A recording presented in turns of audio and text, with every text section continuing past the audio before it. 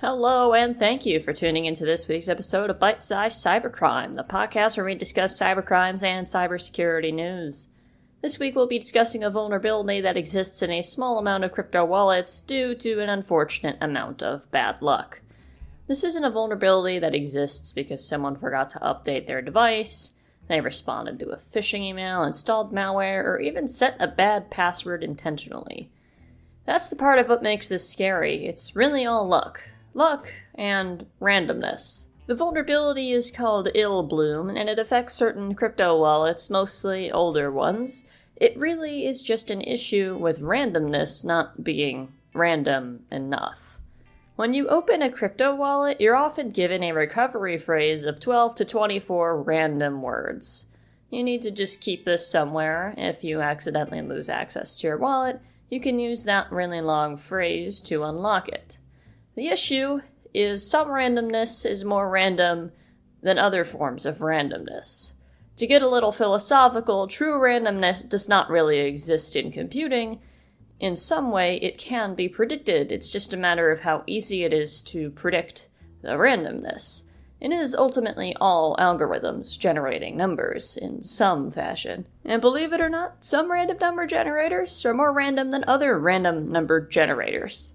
One time when I was in math class in high school, everyone had gotten a brand new calculator, one of those TI-83s, and we were using it to generate random numbers.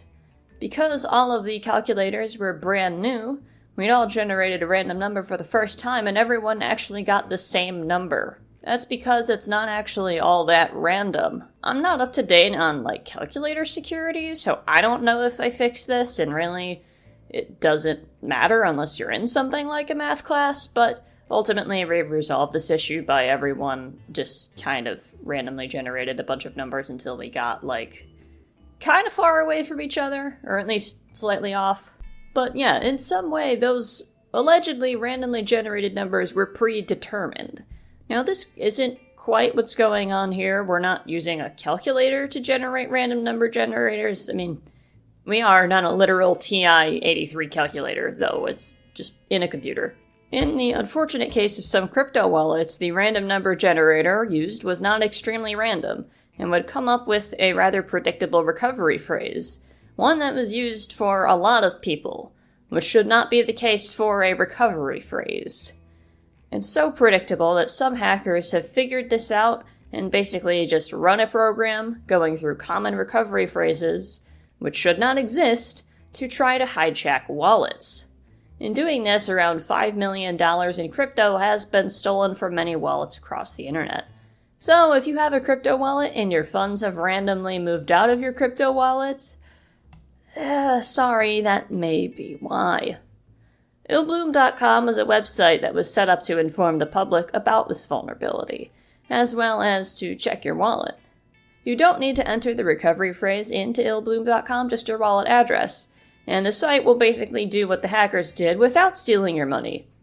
Hopefully. It will go through that same algorithm and try those common recovery phrases to see if any of them allow it to access your wallet. If it does, you need to be prepared to act fast. Assume that your wallet is compromised if it is able to be unlocked by Illbloom, and move any crypto you have to a new wallet. You can make one pretty quickly on many platforms.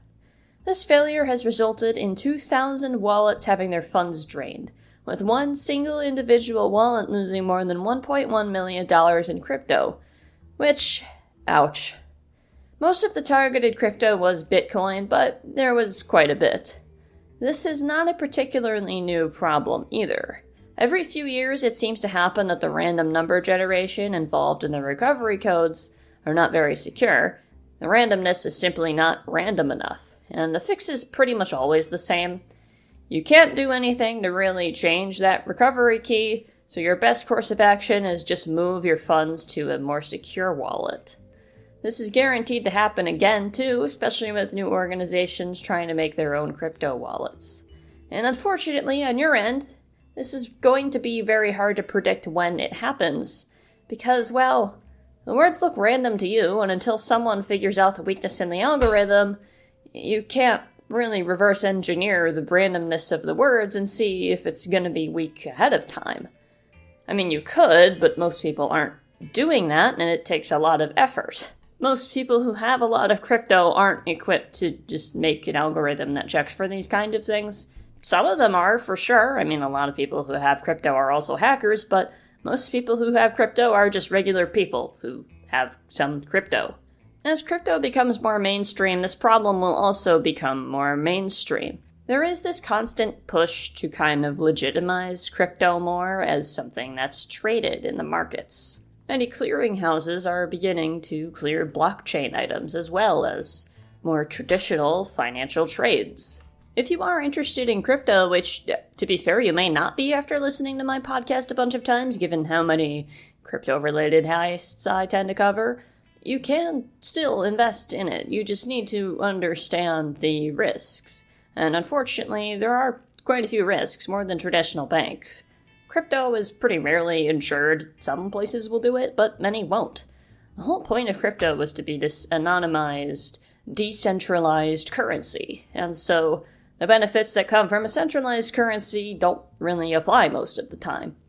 In a lot of heists, very generous platforms will reimburse people, but not always. The whole attitude with crypto is basically, if it's in your wallet, it's yours. If you don't have your wallet, it's no longer yours. However, with more and more crypto heists and victims crying foul that this is unfair, more platforms are beginning to, ironically, treat it more like a centralized currency and provide support for losses. I think it's interesting to see how crypto ends up evolving. Though, due to my paranoia of running this podcast and covering some massive crypto heist seemingly every couple months, I think for now at least I'm good on the crypto wave, but let me know how you think. Thank you to the Hacker News, Illbloom.org, CoinGeek, and Tech Times for information on this crypto heist, and of course, thank you for tuning into this week's episode of Bite Size Cybercrime. Until next time, stay secure.